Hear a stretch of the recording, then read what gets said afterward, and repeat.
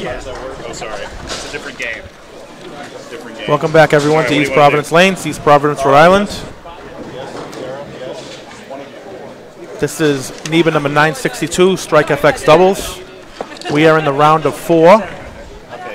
And before the guys start bowling, we'll go over the matches in a moment, but we're going to have Bruce Hall. And some special guests. And some special guests from overseas. Yeah, pretty cool. I didn't realize they were all from overseas. I just saw them all hanging out in the back, so I just thought they were just fans of bowling. They bowled yesterday. Oh, they did? Very nice. Yeah, they made a weekend of it. Is that who bowled with Amy, the 2 girls? Yes. Oh, very nice. I said, I was like, oh, this is pretty cool. We have some new people. I mean, looking down the list, I wouldn't know where people come from. So Bruce is going to come on and introduce our new guests, and they're going to take over for a couple of minutes, and Chris and I are going to take a seat. Hello, guys. How are you? Yeah, so we're going to step out so you can bring in whoever you need to bring in.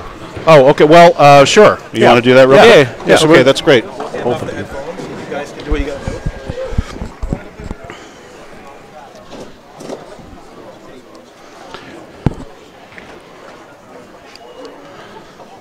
How's everybody doing? This is not my show today. It's the Brian and Chris show, and I just got beat by making 2 really bad shots, so I'm the original bitter bowler today, everybody. So thanks for joining us. Some fantastic turnout here on the doubles and the trios, and I would like to introduce proudly my new friends from the UK, and it would be Carl Buckley and Sarah Hood. How you guys doing? Hello, good, thank you. How are you? We'll get this a little closer to you. And Carl, you there? Yeah, I'm good, thanks. It's great to be here. Okay, that's good to hear. And guys, I know you are visiting over from the UK, and I have the pleasure of calling the international version of the matches that you participated in last September over in Vaucluse, France, which is a beautiful town 200 miles northwest of Paris.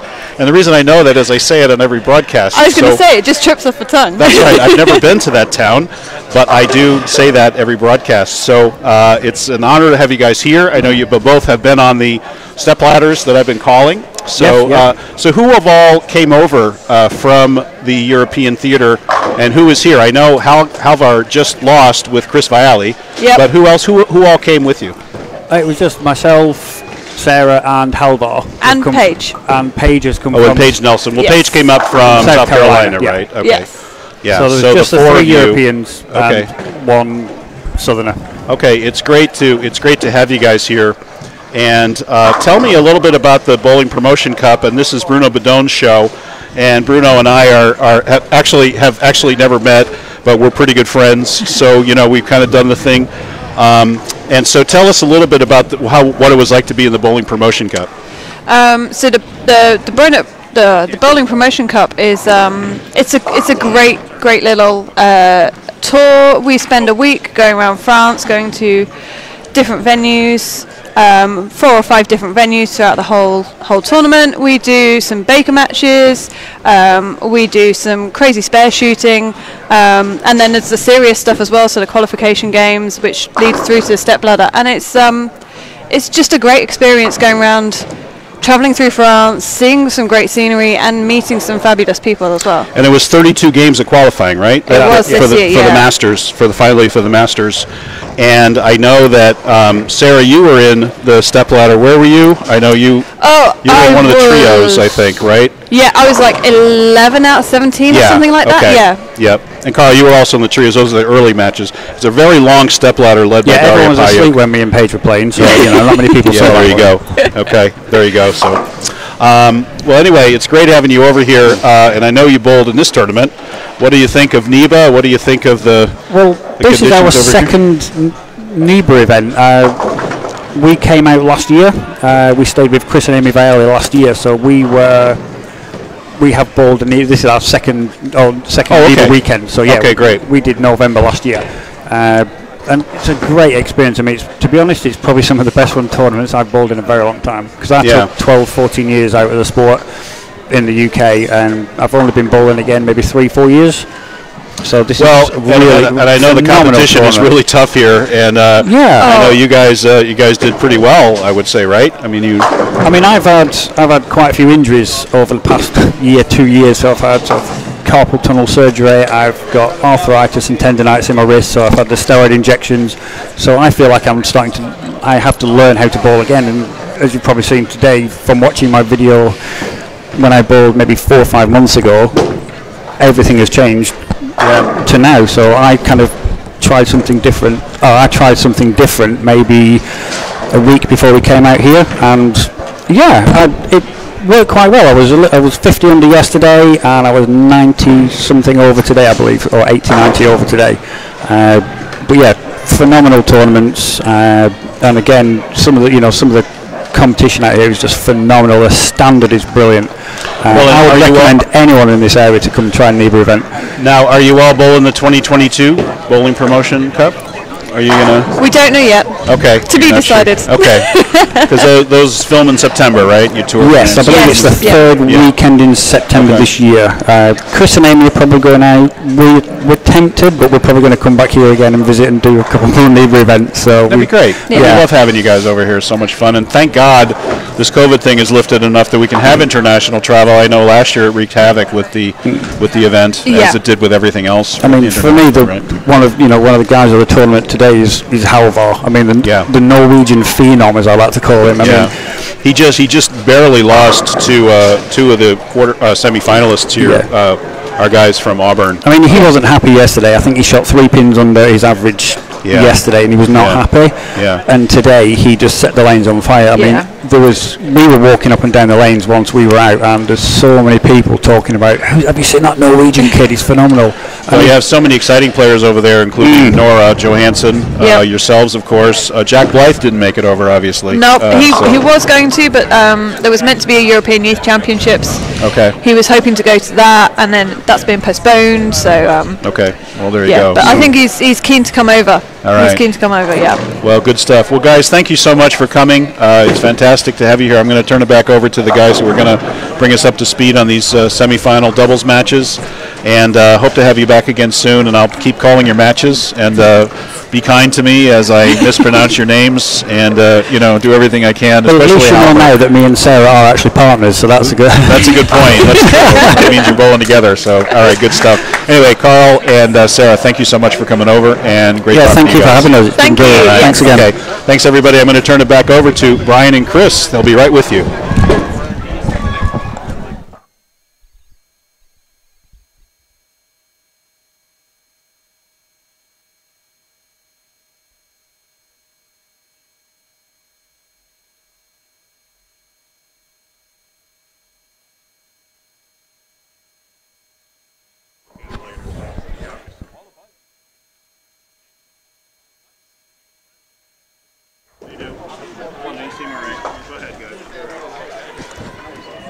Test. We're back. We're back. Okay. Woohoo! Now the main guys are back. Oh, I got that really loud in our ears. It's not loud to the crowd, just in our ears. All right. So all right. The real team is back. Let's go over the scores real quick. They're only in the 3rd frame, so we didn't miss too much. But Bruce was glad to get that interview in. That's pretty cool. They came over to bowl. That's great. That's Vic and Amy have gone over there, along with like Matt McNeil and a couple other people over to Europe and did a little travel of France in the last few years, and it's pretty cool that those folks came over here and bowled with us. So go ahead, give a little recap. So on 3 and 4, you have the team of Tyler and Steve Blanchett. They are trailing early. Yep, they're the A and the B team on lane 3. Yeah, A and B on lane 3. You could see on lane 4 that Melito Mirable have a triple and a double up. So Tyler, week 10, so they are down by about 21 pins, assuming a spare here. And then on 5 and 6, you see Tony Bennett up on lane 5. He has strike, spare, strike, as does his partner. And the team of Gillick and Robertson have 1 double and 1 open, so they are down a couple of pins because of the lost count on the open. And Tony just scrambled the rack for some kind of strike. I don't know what that was. He was in my way, but it looked like the 8-pin fell last.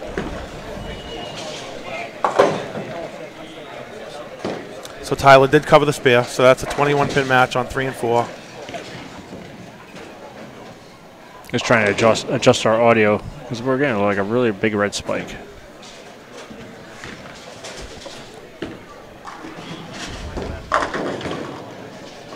If anybody could give us some feedback on the audio, we're just trying to adjust it so we had it up a lot because Bruce couldn't hear the gentleman speaking. So I don't know the name. So we're just trying to get it. And I see it like somebody just said it's spiking. We're getting a lot of red there. So are we on the right thing? Hold on 1 second. That could be the problem. Good here. Okay, thank you very much for chiming in. So hit that. Output.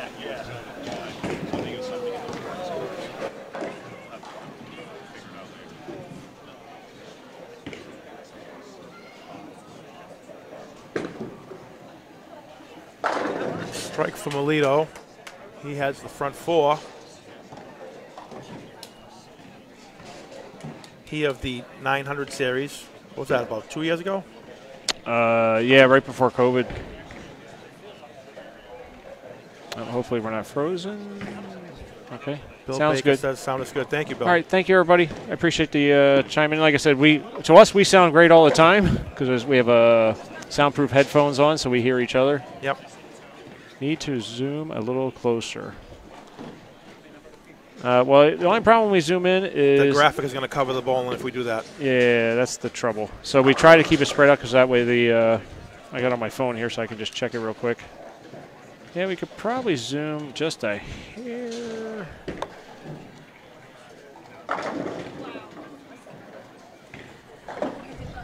Let's see what happens. I just made it a touch. So the problem is if we zoom in, folks, is that the match play graphic will cover.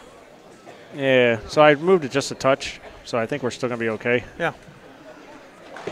So thank you very much. Like I said, it's we were watching and we look at our little device to try and do it. Ken Fry, how you doing, Ken? Thank you. King of the yellow dot at Nutmeg.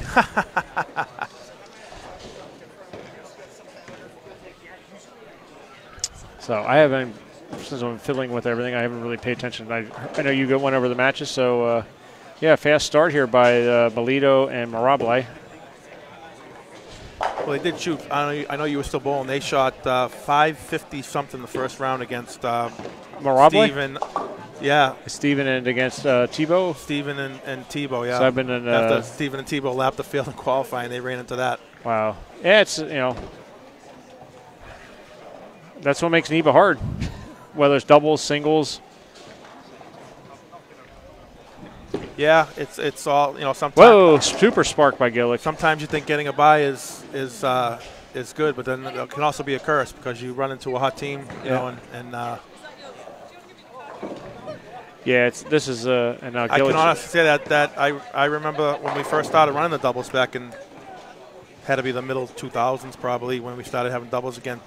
Two years in a row, I bowled with somebody that no one's ever heard of, and we made the cut, got a bye, and drew into the same bracket that Patrick Allen was coming out of. And then 2 years in a row, first year was with Sol, and then the second year was with Buzz Goodman.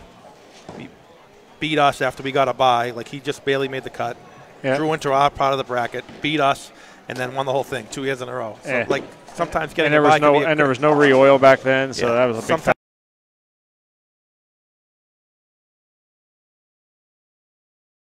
Again, now you got to run into a team that's got a match in, and you don't. Yep, front five by Melito. Jeremy, give me a little look there. We drove Jeremy's stuff, so.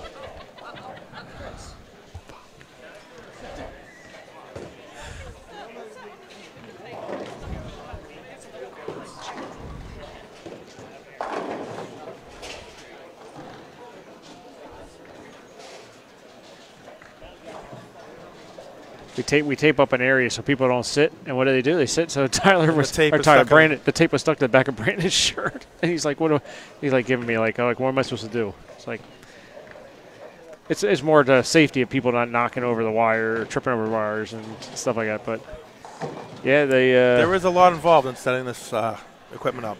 People think, it's a cool little setup. If anybody ever comes to a NEBA, you'd be like, wow, that's pretty neat. This one little thing does all that. Yeah. But there is a lot of wiring involved. Yes. So we got, extension cords and. Yeah, you don't want people tripping over everything, and next thing you know, the unit's down and we're disconnected. So I'm not feeling so good about Gillick's look right now. Brandon, whatever, he's left-handed, not worried about it. Back to the Zen. That's the ball he used earlier today. He uses Zen the back 3 games. More Timmy. This is where Timmy ran into problems, like when it got to like the middle games of the ball, like we were talking about. Like even Viley just said that to me. He goes, they played a little differently. He felt like in the finals here, he felt like they were tighter.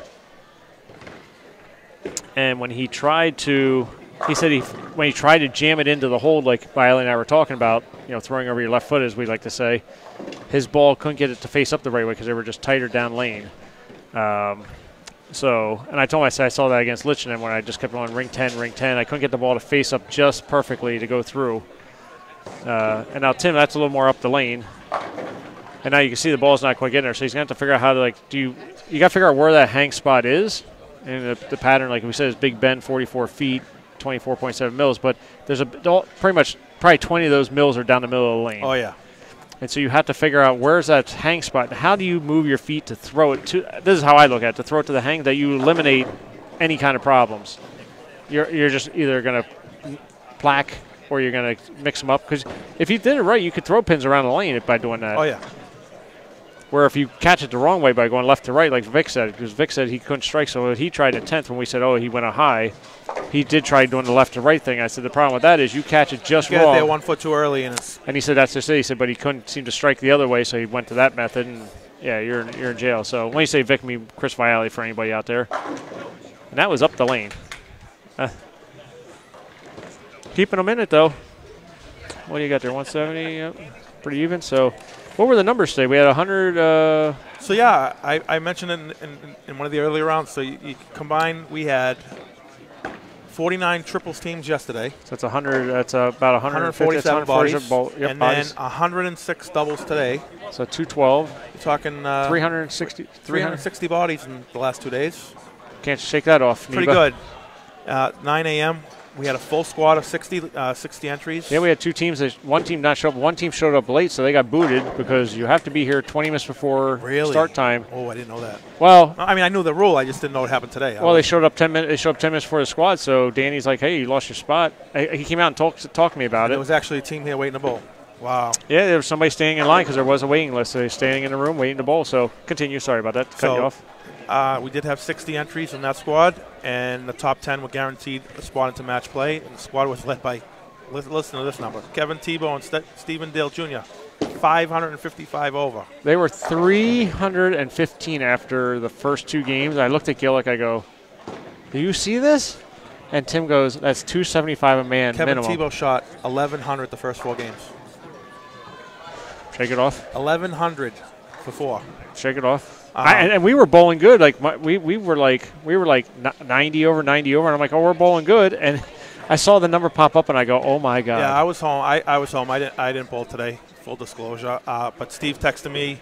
He's like, "Oh, we shot 555 the first game." There and you go. He texted me like half an hour later. "Oh, we shot 557 the second," whatever it was. And I'm like, "Are you serious?" And yeah. No, Kevin was crushing him, and Steve was just pacing along enough to. Yeah, I mean, it just happens. I mean, like, So, 555 over, and, Kevin was probably 330 of it. And I was happy to be 200 over today. Right. And I'm feeling like I'm pretty good, and, we sneak into the cut. So they led the tournament by a comfortable amount, and then the cut score was, for 10th place was 23-38. And it's the team of Gillick and Robertson. Brandon and Tim that are still bowling, yeah. Yeah, and they thought they were going to miss out, but it's funny is the number only went up 28 pins from game 4 to game 5. It was well, you can understand that because as soon as you get into that puddle a little more, all of a sudden. And we could talk about that, which is interesting. So when we went to lunch, I said 225 over would be a good number for the afternoon. 310 became the number, and the last game it went up 100 pins. Really? It was a 2. So we did have 46 entries in the second squad. Yep, sorry to change. Yeah, and then. The cut, the squad leaders was Tom Coco and Nick Perone at 427 over, and the squad cut for the guaranteed top 7 spots off that squad was 310 over. Yeah, and like I said, the number I think when I walked in the building, it was 210. It might have been 210 or something like that, maybe 230-ish going into the last game. I'm like, well, it's higher than I thought it would be, so maybe it'll get to 280. And 310. It went up. It literally almost went up 100 pins the last game, which is shocking when you talk about the pattern and how it breaks down. Those 17 teams were guaranteed a spot, and then to round off a match play, we did take 7 off the at-large cut, which combines both squads together, and then the top 7 advanced, and that that cut was 22.85. Yeah, so 280, so 285 over. 285 over. So you're still talking, you know, almost 230 a guy. Yeah, you figure 140 a man, so you're like a 229. Yeah, 228, 229 a man. And the 24, the top 8 did get a bye, and then the 16 lower seeds bowled 1 round, and the 8 winners jumped in, and the eight winners bowled the 8 bye teams who jumped in. And then we've had 2 rounds of match play. Now we're to the final 4, where Jeremy Melito is on the front 6. And he's talking to me when he came back, made a hand gesture. He's trying to throw it over his right foot. So I work with Jeremy from time to time. We draw his balls, but he comes up and does some lessons. He definitely is trying to throw over his right foot. You can see that. It's hard to see from my angle, but I can see his swing was going toward the right. So, yeah. Jeremy, good player. Sometimes he, like any player, we think we have problems we don't have. So Jeremy will come to the shop and, like, sometimes overanalyze a little bit. But, yeah, we're going to show you the scoreboard here in a second. We'll start with 3 and 4. And the match with Gillick, and then when we get to that one, so he's going to show that one first. The first one we see is the Gillick and Robertson against Tony Bennett and Jesse Cody. And Gillick and Robertson, with the string of strikes here, doubling up, have taken the lead.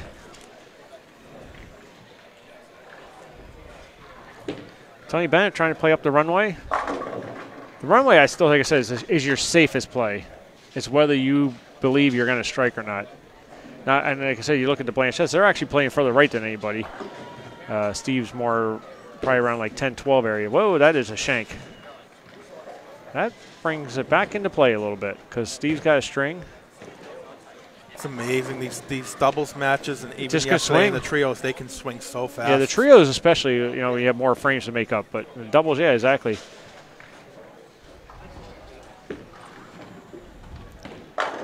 Ooh. See that, and then you get it in. Yeah, you don't get it right, and if it hits the pocket wrong, you just never strike. Yeah, so in Tim's case, I'm going to say, because even his last one there mixed them up, the move is about too right with your feet, but don't move your eyes. And the thing is, Tim doesn't like throwing it dead left, where you're going to feel like that's what you're doing. And obviously, when Tim's doing ball testing and stuff like that, I'm sure he's not saying to myself, well, let me ball test and chuck.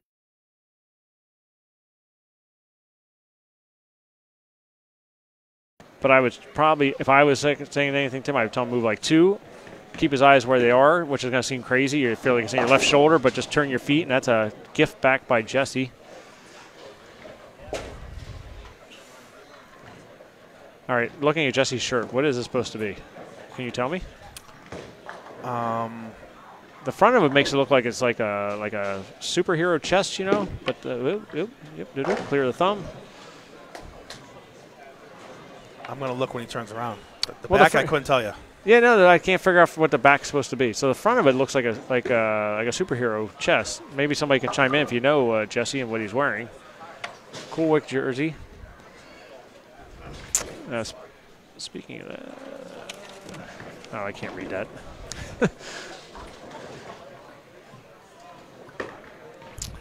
Oh, you might get it. And that's that puddle pushing it back the other way. So big shot here for Brandon. He can really turn the screw here. Big shot for Steve Blanchett coming up. Get him right back in it. Because even though it shows down 40, I'm going to feel like they're pretty much back in it because that open. They got a double up and an open in the side, so that's 20. So they're really only down 18. Yep. Nice shot by Brandon. Let's see here.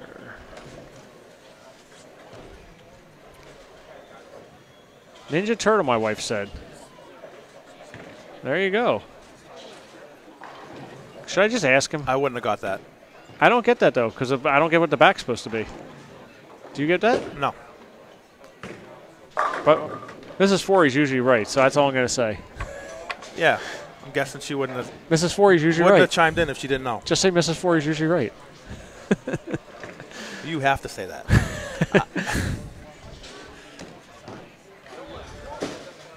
All right, so oh boy. First of all, big shout out to StrikeFX Pro Shops hosting this weekend. See, now someone else said the Hulk. I thought the same thing from the front, but the back doesn't tell you that. And of course they're bowling, so I don't want to say anything now. But the back doesn't give you the. I don't get what the back is then. The front, I thought it was again. Yep. You got another Hulk. from the front, I told you, you see like a body, like, you know. Of course, I don't want to ask him now that this has happened. So I'm sure Rob somebody Green says looks like the Hulk. Well, yes, I know that, folks, but you're not looking at the back. The back is like all white with a little bit of green.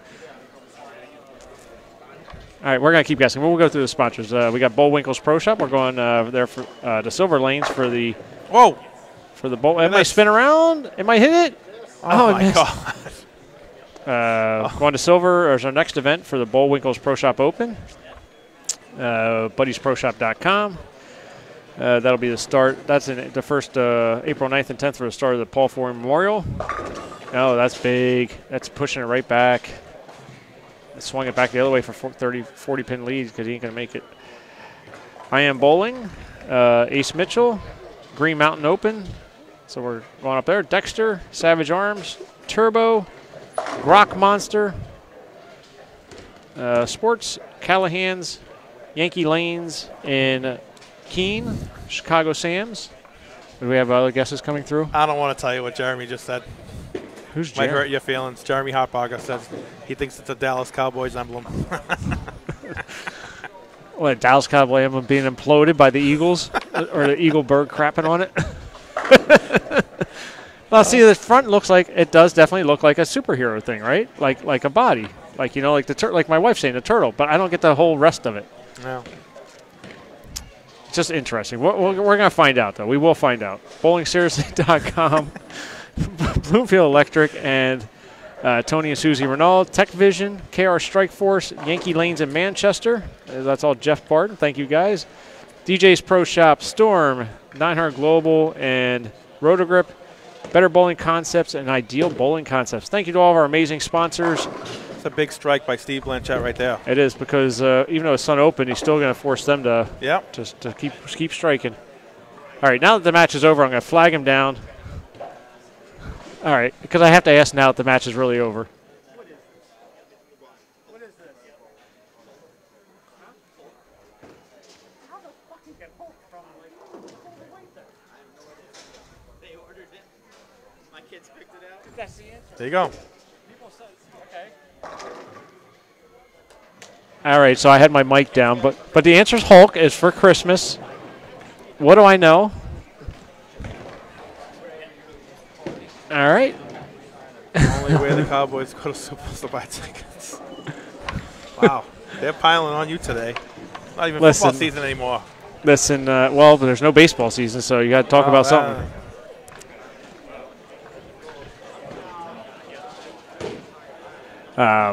Yeah, it's shot by Tyler. So that match is still could go either way, going to the 10th. Let me zoom in here on the score quick.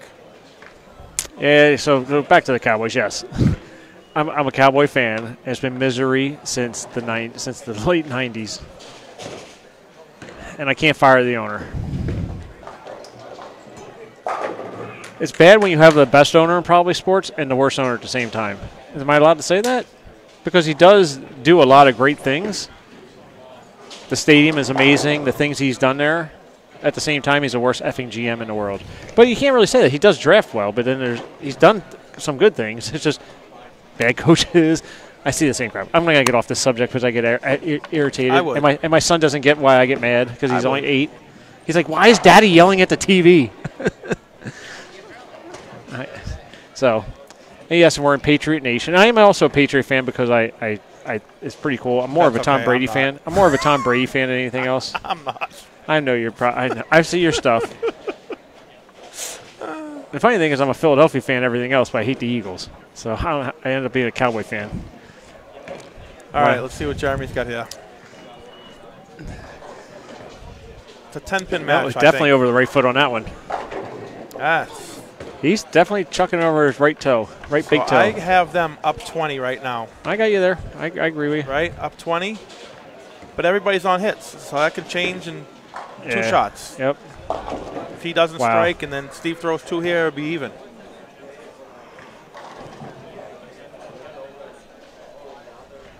Big shot by Steve here.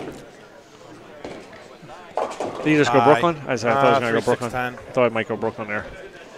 That's going to... So if Jeremy throws this one, it's going to be close to over.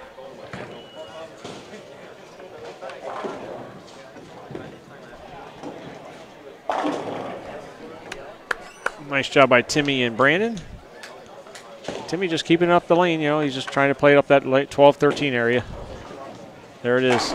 He turned around. Wow, that was a walkaway shot. When you shoot 900s, you know when they're good. Apparently. He gave me the tongue. He's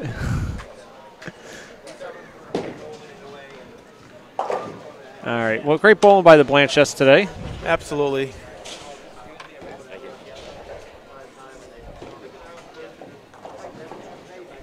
You know what you get to do? You get to do the interviews. My ass is out of here at.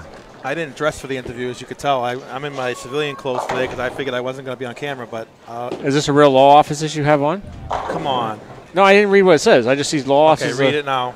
Vincent Gambino. Now I'm reading the My bottom. cousin Vinny. Yeah, I got you. Vincent Gambini. I got you now. When you first, I just saw. I'm like, well, maybe he does something for them. No. Not that a law office will have a T-shirt ever, but you never know. The stuff that you see on TV, you know. Did you get reminded? Call us now. I've been on a kick buying 80s and 90s movies T-shirts lately. I got some cool ones. But yeah, I didn't bowl today, so I look like. You dressed the part. I did. Well, my plan was, because I showed up at about 12 o'clock, I wanted to make sure nobody asked me to bowl once I got here. So I made sure I couldn't. And I had a guy that there were people that were interested. Well, 12 o'clock, you should show up at 12:40. I could have done that too, but good bowling, Tyler. No, I mean I wanted to come hang out, but you know for some reason, you know, the day after I bowl on synthetic approaches, my legs just. I feel like the approaches have gotten better here. They are compared to when we used to bowl. Now again, it's not as humid out as like it is sometimes we come here, but the approaches the last 2 times we've come have not been glue in the morning. I don't notice it while I'm bowling. Doesn't affect me at all. I'm going to the chiropractor tomorrow morning. Yeah. Next day I can feel it. First thing's an adjustment. And I made up my mind when I left here yesterday that there was no way I was bowling today, so I'd rather bowl in these approaches than bowl in the ones that we bowl in the Bolero centers where it's ice skating. Because silver is going to be ice skating. Really? Yes. I'm going to be probably practicing in sneakers that week to get to bowl in sneakers. Yeah, it's. Did you bowl at East Haven? You didn't. You didn't bowl at East Haven. East Haven was a little slick. Silver is very slick. Oh, great. Well, they're just throwing their final fill balls here, guys. Brandon so trying to UC2. You're going to have Mirable and Melito against Robertson and Gillick. Yeah, plus they're going back to a pair, so like there's really no reason to try balls because you're going back to a pair where nobody really bowled. So right. So yeah, we're going to sign off. We got to move the camera, and we'll be back by the end of practice. Thanks for tuning in, everybody.